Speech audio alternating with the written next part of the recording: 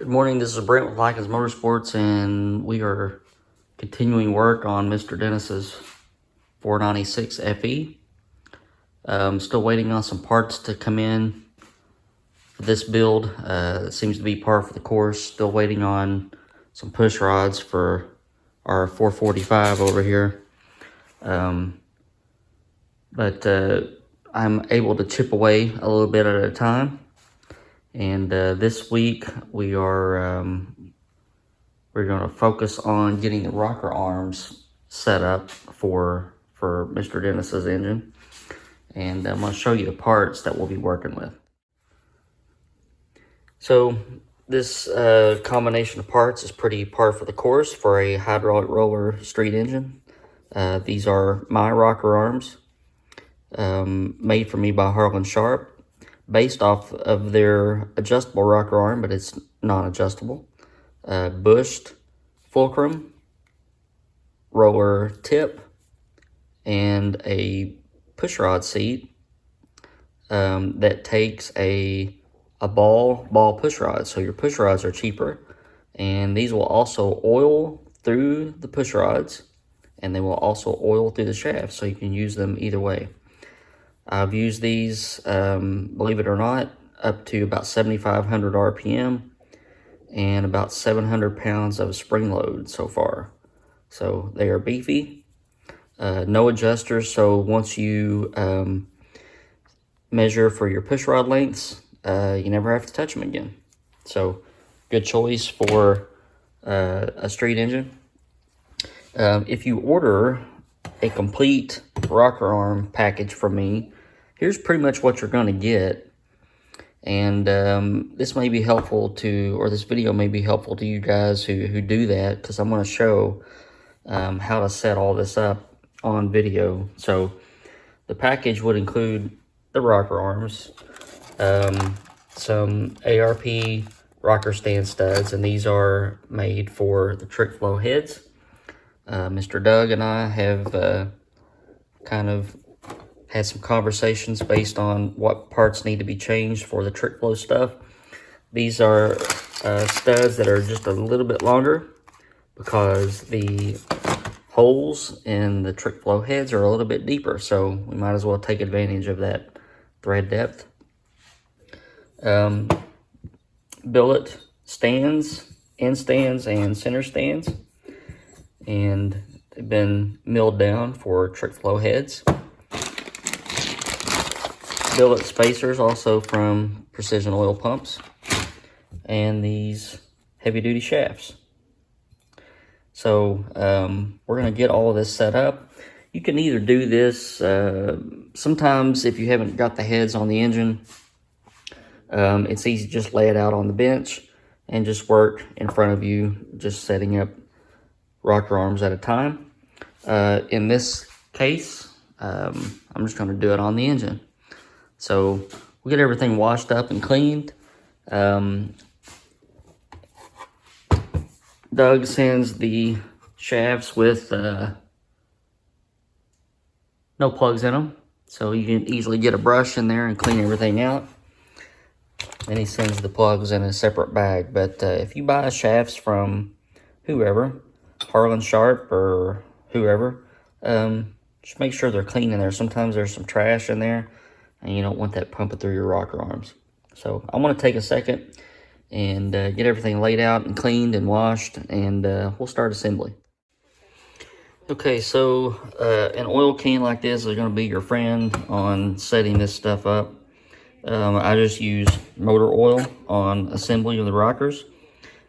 We first start out by putting a little oil on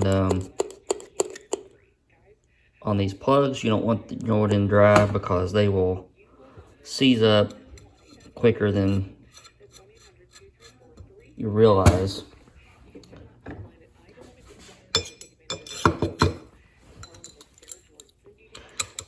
Give these a good tighten.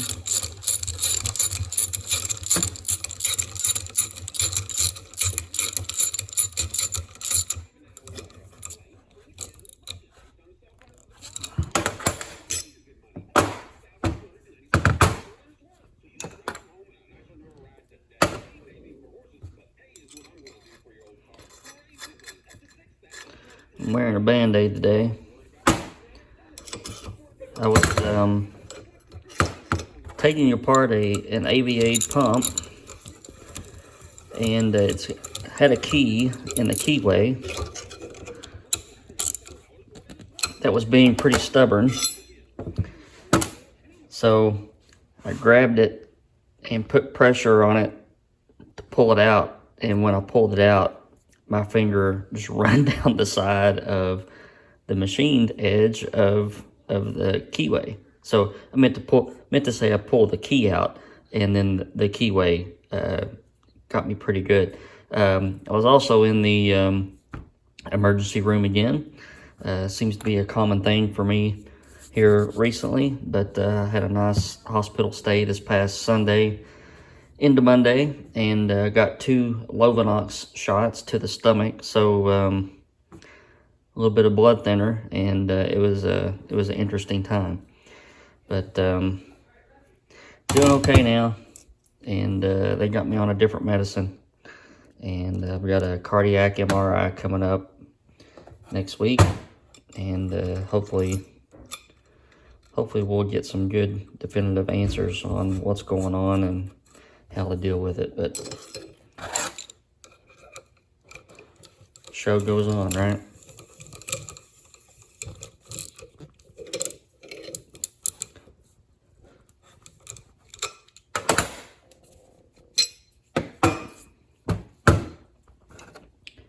I've got another little tip here in a second that I'll show you.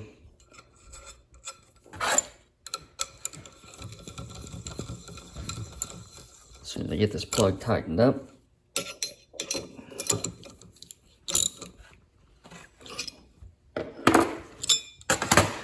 All FE rocker shafts have these holes on the bottoms, and that's where they go. You want to put those on the bottom.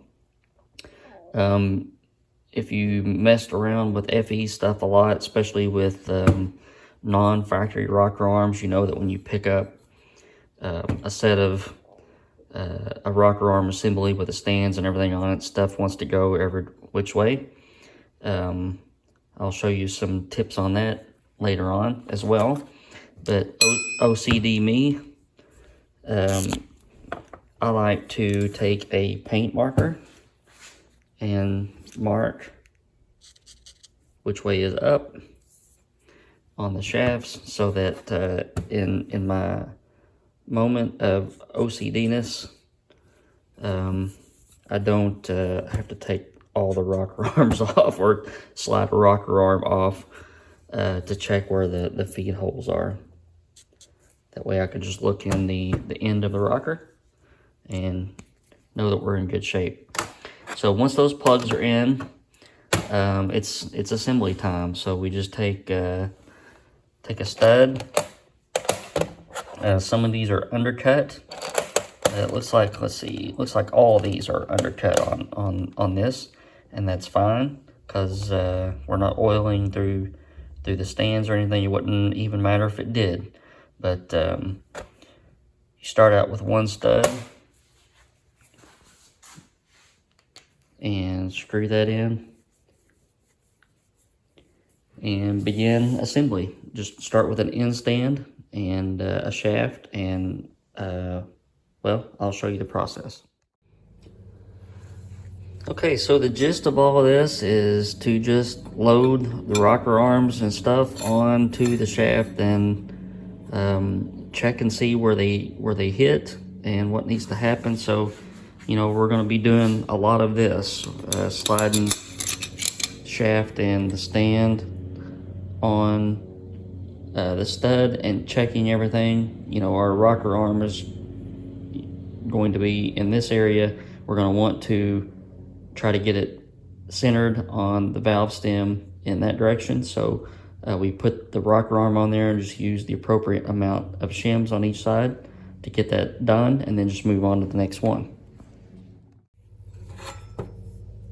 Okay, so we're going to start.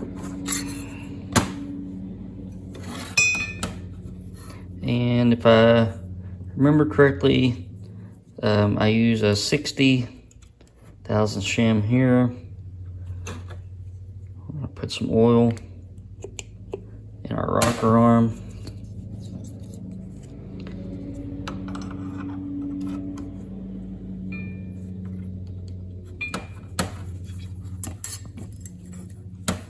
And then we're going to use a 60 and a 30 and a 15 on this side.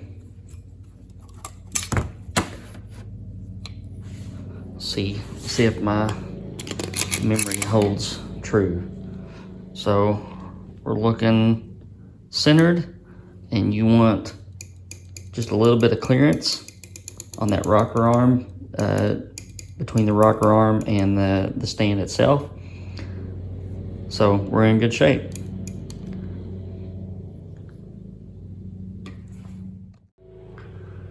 So here's a view that I couldn't give you before. So pretty centered over the valve stem. It doesn't have to be perfect. Most of your rollers for your rocker arms are wider than your valve stem. So you got some room to work with there. You can put a stud in down on this end just to check things, but obviously you'll have to pull that off. But then you just start loading rocker arms on. When possible, I like to use a shim in between the stand and the rocker arm body. Sometimes it doesn't turn out to work that way, but it's good if you can do it. And then again, you just check to see your rocker arm alignment. There are 2 lengths of spacers. There's a short here and then a longer down here.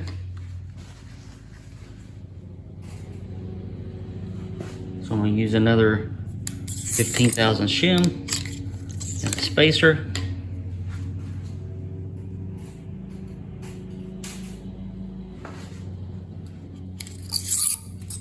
Another shim. Then another rocker arm, and of course I'm oiling the rocker arms, and I'm making a mess too. But you don't want to put these on dry, obviously. When you prime the oil pump later on, it'll make sure that you have a good film of oil in there.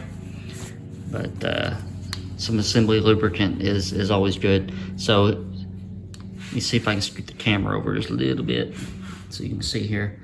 I'm gonna need a little bit more shim there. You can space the rocker arm over to where it needs to be, and you can look at your gap and just fill the gap in with the shim. You want just a little bit of clearance for movement. 10 thousandths or so is plenty.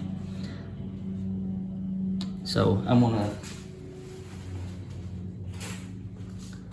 see what we need here. And it looks like, whoops. Looks like a 60 will do it. So we'll put a 60 on there.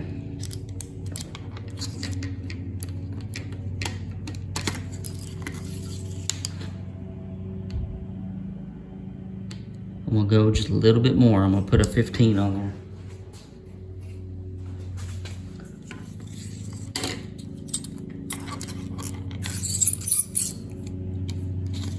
Some things some parts of engine building are tedious. This is kind of one of them. Now we got good alignment there, and we're ready for our next stand. Okay, so we're gonna go to our next rocker arm body. That one's pretty centered as well. Then since we're in the middle, we get our long spacer.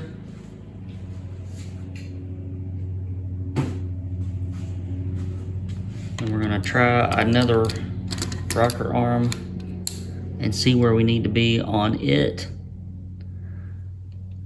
So here's how much room we have in between. I can go about a 15 on each side of that long spacer. So all comes back apart.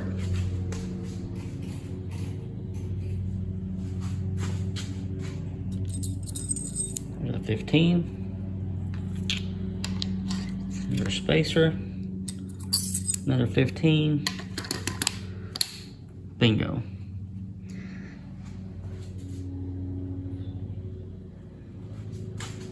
Then I'm going to scoot the camera over.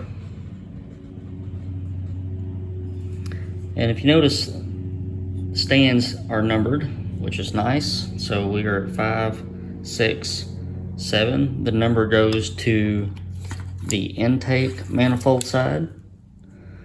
Then we slide that on. No room for a shim on that one. And we'll see if our stud starts. If our stud starts and we have clearance, then we're in good shape.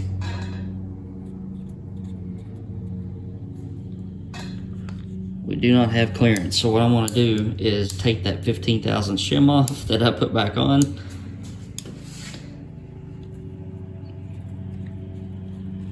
Give us a little bit of room, give us a little bit of clearance. Come on, baby girl.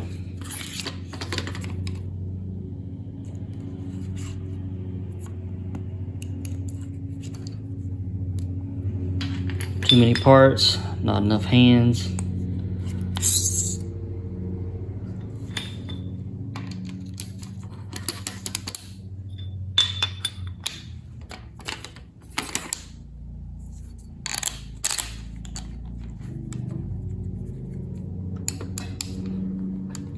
And if you see there, I've got probably about 10 thousandths worth of movement.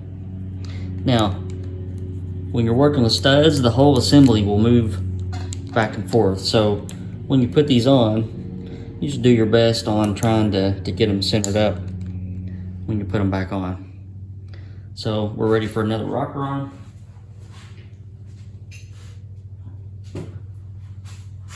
Got some oil. Okay, now another short spacer. And another rocker.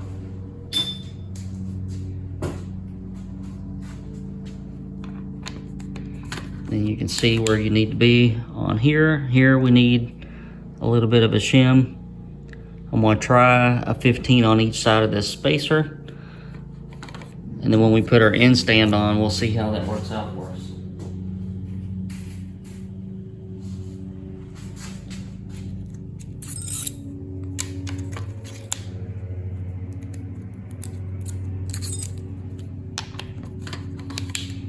Bingo. And I'm gonna slide you over one more time. The end stand is a little bit tricky when you get to this point. When you're working on the engine, with the head on the bench, it's a little bit easier. But here's our end stand.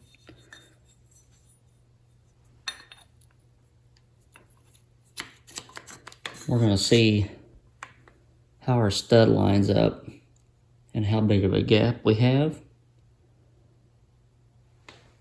So I think I can do a 15 thousandths shim on one side of this rocker arm and in between our end stand and our rocker arm body.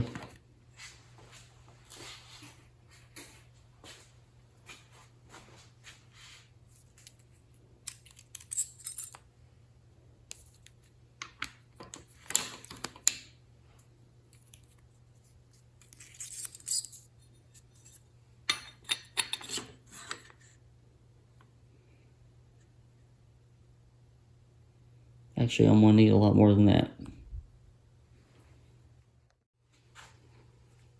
Okay, then we'll get our stud in and just check how much movement we have. So we're in good shape there. I'll take the stud out. We'll get our rocker arm put on. We should be able to do the 60 and the 60 and the 30 and the 15 on this side and see how we look.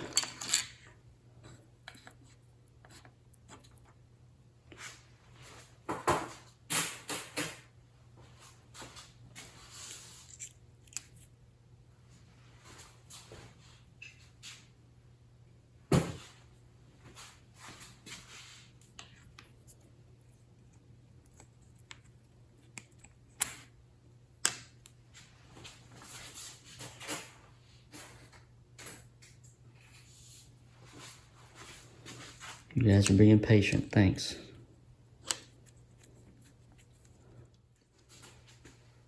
I'm going to try our stud again. We're going to check everything out. So we got some movement. Got some clearance. This is fine. Let's see here. I'm going to take a look one more time. Like I said, sometimes you can grab the whole rocker arm assembly and move it to where you need it to be. So once this stand is affixed to the head solid, then a little bit of clearance on that rocker arm, and we're in good shape. And then here's a finished view of the entire rocker arm assembly. So what'll happen when the heads are on and when I start to check piston valve clearance and that sort of thing, I'll be able to see exactly what the pattern looks like. I think we may have to raise these up. Just my initial thought, we'll have to raise them up just a little bit, but that's okay. Probably something like that. But we'll check the pattern with some push rods and lifters later on in the assembly process of the engine. So a quick interjection about why we cut the stands on the trick flow heads. If you notice how much taller this stand pad is than over a normal head. It's about 300 thousandths. When we typically use Harlan Sharp adjustable rockers on other heads, we normally have to shim those up to get the geometry correct. TrickFlow designed their heads for the Harlan Sharp adjustable rocker arms and their stands and all that. So they have already basically incorporated the extra shims, if you will, on their heads so that the rocker arm geometry is correct. When we do rocker arms from other brands, such as T&D or maybe even a factory rocker arm or something like that, the stands have to be milled down in order to get the geometry correct. So when I mill those here, I usually whack about 200 thousandths off of those. Not sure what Doug does. I think, well, I can't remember what he has told me in the past, but when I do them, it's about 200 thousandths. I would rather whack too much and then be able to shim back up than not whack enough. So I have my laser cut shims that I use. These are 60 thousandths and 80 and 110, and it's easy just to move these up a little bit if I need to. By just a preliminary check right here, I think if we raise this up about 60, we'd be in good shape. So I'm going to hop over to the other side, and we'll get the assembly started for that side. So I mentioned earlier about keeping all this lined up and making sure the shafts were pointed the correct way and everything. The factory rocker arm setup has springs in between instead of solid spacers. So it kind of keeps everything lined up. But as you see when I try to pull these off, how the rocker arms just kind of do their own thing. When you get to messing with FEs enough, you kind of develop your own ways to handle that. You can sometimes put just a force on each end to keep everything lined up. But even sometimes, you take all the precautions, the shaft, well, things get cattywampus and the shaft can spin. So that's why I put the mark on the end so that I can just eyeball those when I assemble them and make sure that they haven't turned. Okay, we're going to start on our other side, which will be the number 1 side of the engine. So our number 4 end stand will be to our left.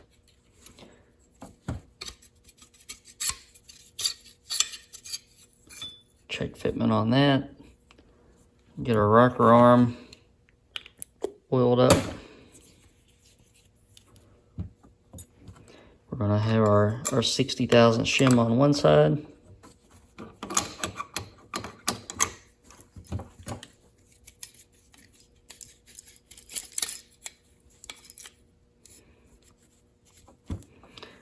And then our 60, 15, and 30 on the other side.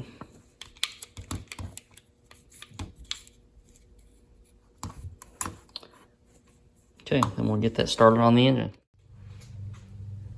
Okay, we got starting our assembly on this side. The whole procedure is just pretty straightforward. You aim for spacing and aim for clearance. As I said earlier, if your rocker arms are not dead nuts perfectly centered on the valve tip, it's not all that critical.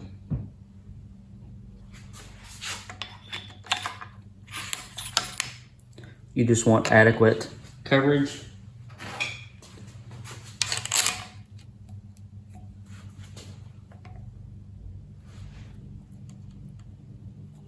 A little bit tight on that one. That one does not move whatsoever. So I had a 60,000 shim there. I'm gonna change that to a 45.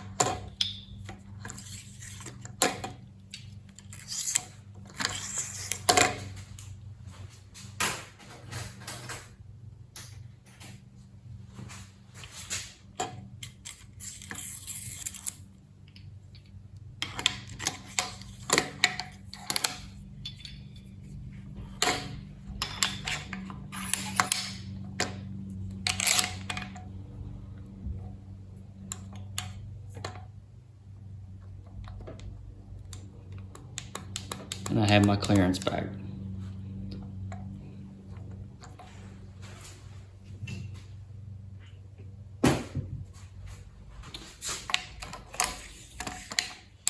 Another rocker arm. Long spacer.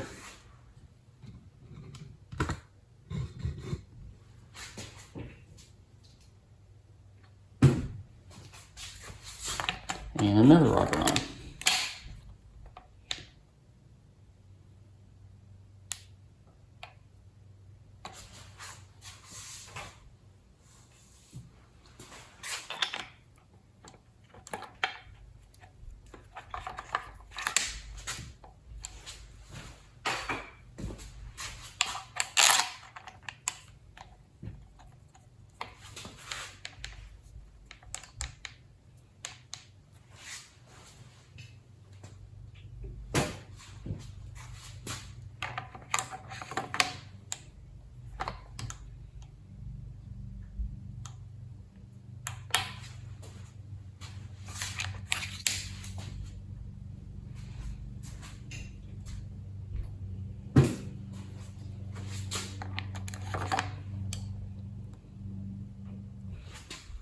Okay, and we're down to our end stand.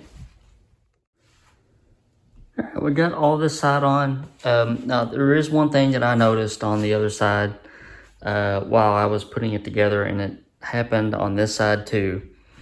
And we'll just go over how everything looks. So, pretty centered on everything until we get to right here. And I'm out of room. So, remember I said it doesn't have to be perfectly centered, but I also don't want roller tip hanging off. So we keep going until we get to here. It's the same deal. Now, would it last? Yes, it would. But I'm not going to put it together like that. So I've got these two stands marked. I'm going to cut 160,000, or wow, I'm going to cut 60 thousandths off that side, cut 60 off this side of the stand. I'm going to do that on this side too. I've already got them marked. So we'll get that nailed down perfectly and then put everything back together. So that's where we are left with this one. Still waiting on the camshaft to show up before we can do anything else on it. Just kind of chipping away at different things. I'm going to be out of pocket tomorrow, driving to Knoxville to deliver an engine. But try to leave you guys something to watch while I'm gone. Hope you guys are having a good week so far. Thank you very much for watching the channel, and if you haven't subscribed yet, please do that. We're just chipping away at different builds, and I've got a build list and a docket a mile long, so we're just trying to get through them. Still having trouble with parts availability and just constant shuffling back and forth from engine to engine, just to make some progress on something, but we'll get it eventually. All right, guys, I'll talk to you soon. Have a good weekend.